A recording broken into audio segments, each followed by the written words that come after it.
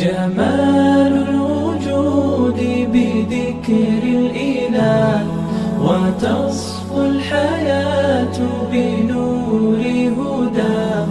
جمال الوجود بذكر الإله وتصفو الحياة السلام علیکم ورحمۃ اللہ وبرکاتہ. نحمدہ ونصلی علی رسولہ الکریم، اما بعد. میں ہوں یامین ملک اور آپ دیکھ رہے ہیں میرا یوٹیوب چینل فہم و عمل. چینل کو سبسکرائب، لائک اور شیئر بھی کریں اور بیل آئیکن کا بٹن بھی دبا دیں. آج ہم انشاءاللہ اللہ تعالیٰ کی توفیق سے سورہ بقرہ کی آیت نمبر 15 کا لفظ مطلب اس کے روٹ ورڈ یعنی مادہ کے حوالے سے سیکھنے کی کوشش کریں گے. اللہ، حمزہ لام ہا، الہ اللہ. یستہزیو، دو لفظ ہیں، یا زبر یا، وہ اشارہ ہے اللہ کی طرف. حزا، ہا زا حمزہ، حزا کہتے ہیں مذاق اڑانا. بہم، دو لفظ ہیں، بازر بھی ساتھ. ہم، ان کے ساتھ، ان کے. و یمد، تین لفظ ہیں، و زبر وا اور. یا وہ. میم دال دال مد، یہ اس کا روٹ ورڈ ہے. مدت، ڈیل، مہلت. ہم، ان کو. فی، میں. طغیانہم، طغا، تا غین یا طغا. طغا کہتے ہیں سرکشی کو، نافرمانی کو. ہم، ان کی. یا مہون، یا وہ کے معنی میں. عین میم ہا، ہما. ہما کا مطلب ہوتا ہے اندھا یا اندھا پن. اللہ، اللہ. یستہزی بہم، وہ مذاق کرتا ہے ان کے ساتھ. وَيَمُدُّهُمْ، اور وہ ڈھیل دیتا ہے ان کو. فی طغیانہم، ان کی نافرمانی میں، ان کی سرکشی میں. یا مہون، وہ اندھے بنے پھرتے ہیں. اس آیت میں تین لفظ ایسے ہیں جن کی روٹ ورڈ کے ساتھ وضاحت ضروری ہے. یمد، میم دال دال. مد، مد کا مطلب ہوتا ہے کسی چیز کو لمبائی میں کھینچنا. کسی چیز کو لمبائی میں اس طرح سے کھینچنا کہ وہ چیز اسی چیز کے ساتھ جڑی رہے، متصل رہے، الگ نہ ہو. اسی سے پھر مطلب نکلتا ہے لمبا کرنا. مدد، لمبا کرنا. کسی وعدے یا عہد کے دورانیے کو لمبا کرنا، بڑھا دینا، یعنی وقت کو بڑھا دینا. ڈھیل دینا، رسی دراز کرنا. رسی دراز کرنے سے مراد یہ ہے ڈھیل دینا، یعنی کوئی شخص ہے جو غلط کام کر رہا ہے تو اس غلط کام پر اللہ تعالیٰ فوراً پکڑتا نہیں، سزا نہیں دیتا. تو یہ فوراً سزا نہ دینا، اس کو ڈھیل کہتے ہیں، اس کو رسی دراز کرنا کہتے ہیں. اسی سے مدد بھی ہے، میم دال دال مدد. وہ چیز جو کسی دوسری چیز کے ساتھ مل کر اس کو بڑھا دے، اسے مدد کہتے ہیں، یعنی اس میں اضافہ ہو جاتا ہے. اسی طرح سے قرآنی الفاظ میں کچھ حروف ایسے ہوتے ہیں جن پر ایک علامت ہوتی ہے اس طرح کی، جسے مد کہا جاتا ہے. اس مد کا مطلب بھی یہی ہوتا ہے کسی حرف کی آواز کو لمبا کھینچ کر پڑھنا، کسی حرف کی آواز کو لمبا کرنا، لمبا کھینچنا. اگلا لفظ ہے طغیانہم، طغا، تو غین یا طغا. طغا کا مطلب ہوتا ہے حد اور پیمانے سے باہر ہونا. یعنی حد سے باہر نکل جانا، حد سے بڑھنا، اسی سے پھر نافرمانی ہے۔ حد کیا ہے؟ ہمارے لیے حد ہے اسلام، دائرہ اسلام، اور دائرہ اسلام سے نکل کر باہر آنا، حد سے باہر نکلنا، یہ نافرمانی ہے، یعنی اللہ تعالیٰ کی نافرمانی، سرکشی، بغاوت۔ دریا یا سمندر کا پانی جب بلند ہو کر آپے سے باہر ہو جاتا ہے اور وہ باہر آ کر پھیل جاتا ہے، اسی کو طغیانی کہتے ہیں، یعنی دریا یا سمندر میں طغیانی آ گئی، پانی بے قابو ہو گیا، حد سے باہر نکل گیا، اسی سے پھر سرکشی اور نافرمانی ہے۔ اور طغا کا مطلب بہت زیادہ نافرمان، طاغوت بھی اسی سے ہے، روٹ ورڈ اس کا یہی ہے، طغا۔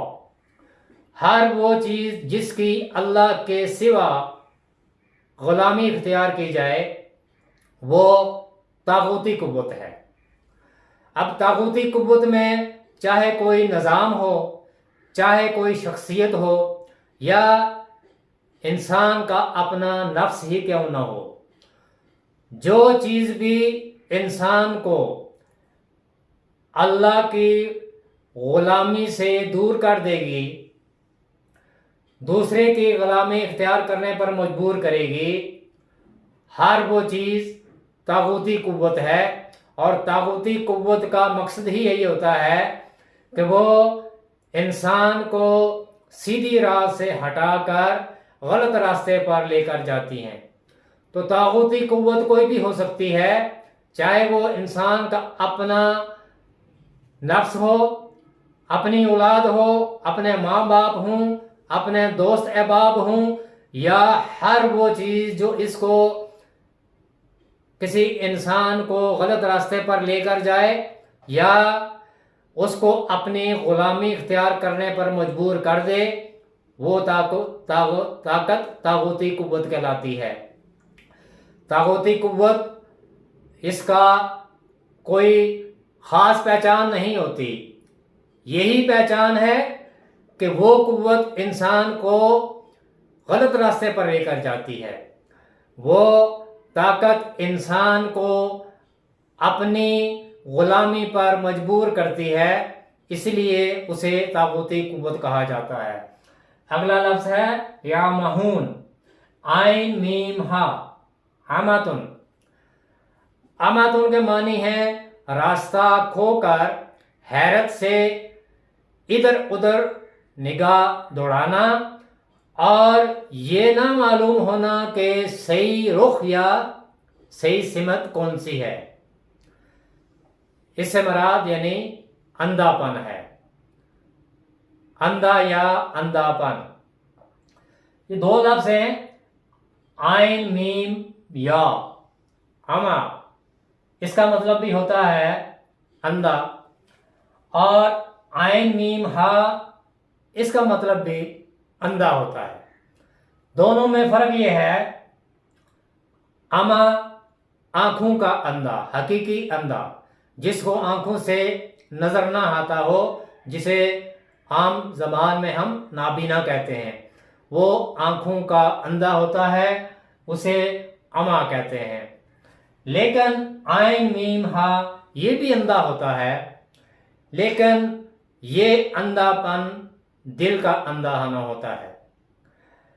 جس کے دل میں ایمان کا نور نہ ہو، قرآن و سنت کی ہدایت سے وہ دل خالی ہو، وہ دل جو ساری کائنات کو جانوروں کی نظر سے دیکھتا ہو، ایسا دل اندھا دل ہوتا ہے، اور دل وہی کچھ آنکھوں کو دکھاتا ہے جو دل کے اندر ہوتا ہے۔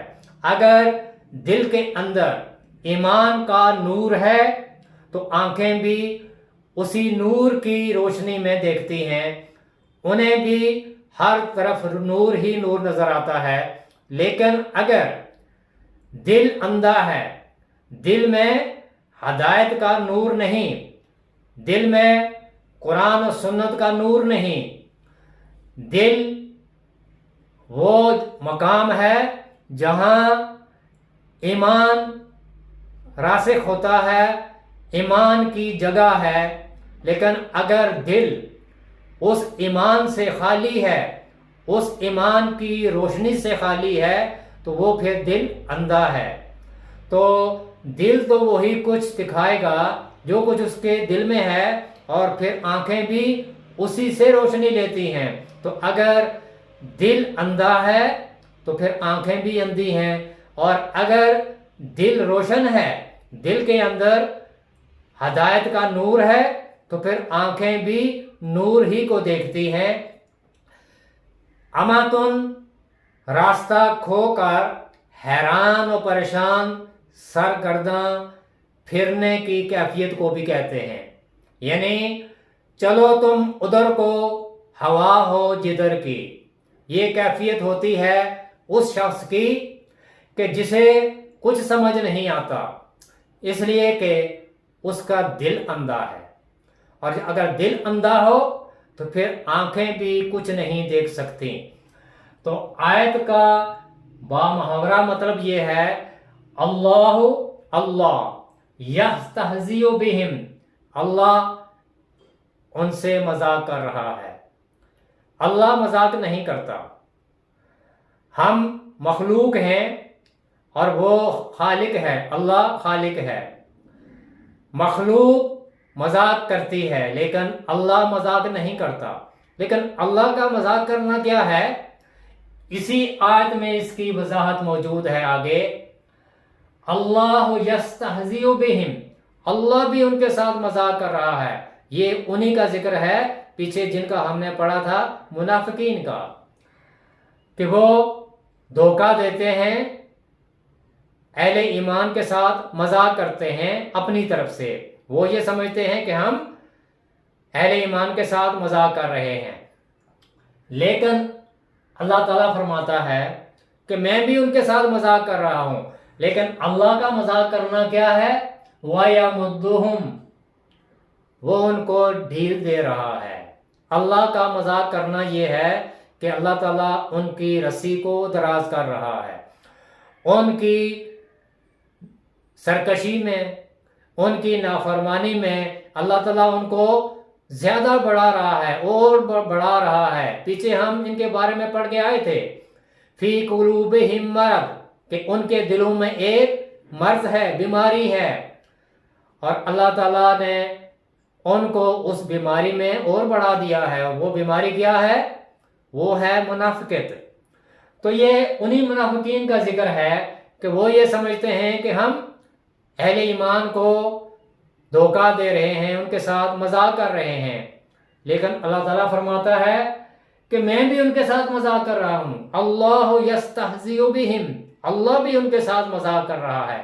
لیکن اللہ کا مذاق کرنا کیا ہے، وَيَمُدُّهُمْ، اور وہ ان کو ڈھیل دے رہا ہے ان کی اس سرکشی میں، نافرمانی میں، بغاوت میں، کہ وہ خوب سے خوب سرکشی کر لیں، خوب سے خوب گناہ کر لیں. اللہ تعالیٰ فوراً ان کو پکڑ کے سزا نہیں دے رہا. یہ ہے اللہ کا ان کے ساتھ مذاق کرنا، کہ اللہ ان کو ڈھیل دے رہا ہے، مہلت دے رہا ہے کہ جتنی وہ سرکشی کر سکتے ہیں وہ کر لیں، جتنی بغاوت، جتنی نافرمانی وہ کر سکتے ہیں وہ کر لیں. وَيَمُدُّهُمْ، اور وہ ان کو مہلت دے رہا ہے، ڈھیل دے رہا ہے، فِي طُغْيَانِهِمْ، ان کی سرکشی میں، ان کی نافرمانی میں، ان کے حد سے باہر نکلنے میں. کیوں؟ یامہون، اس وجہ سے وہ اندھے بنے پھرتے ہیں، وہ دل کے اندھے ہیں. ان کا دل نور سے خالی ہے، انہیں کچھ بھی نظر نہیں آتا، اس لیے انہیں راستہ بھی نظر نہیں آتا. انہیں کسی راستے کا کچھ نہیں پتہ چلتا، کسی سمت کا کچھ پتہ نہیں چلتا کہ کدھر جانا ہے. اسی کے مصداق کہ چلو تم ادھر کو ہوا ہو جدھر کی. وہ ہر چیز کو جانوروں کی نظر سے دیکھتے ہیں، انہیں سمجھ نہیں آتی کہ ہم نے کدھر جانا ہے، کون سا راستہ اختیار کرنا ہے، ہمارا اس دنیا میں آنے کا مقصد کیا ہے۔ وہ دل کے اندھے ہیں اور اسی طرح سے وہ پاگل پن میں حیران و پریشان ہو کر ادھر ادھر دیکھ رہے ہیں اور ان کو راستہ نہیں مل رہا۔ اللہ تعالی ہمیں قرآن کے ان الفاظ کو صحیح طرح سے سمجھ کر ان پر عمل کرنے اور ان الفاظ کو دوسروں تک پہنچانے کی بھی توفیق عطا فرمائے۔ سبحانک اللہم و بحمدک، نشہد ان لا الہ الا انت، نستغفرک و نتوب الیک۔ السلام علیکم ورحمۃ اللہ وبرکاتہ۔